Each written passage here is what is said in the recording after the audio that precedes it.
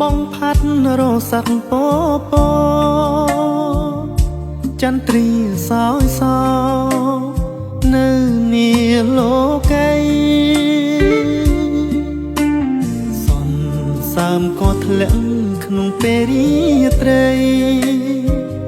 រឹតរួតហារតី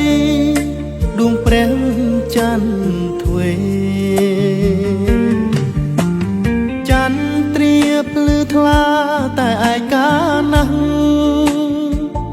ថ្វីមេឃស្រឡាំងច័ន្ទសោកសង្រេច័ន្ទស្រទន់សសំថ្លា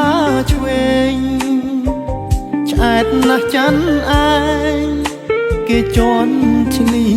ចិត្តចាំរាត្រីស្ងាត់ចាំច័ន្ទប្រាប់ទៅពីរបួសជ្រៅកប់ក្នុងចិន្តាព្រមចិត្តល្អស្មោះតែត្រូវប្រហាបំពៀចោទថាជាចិត្តថោកទាប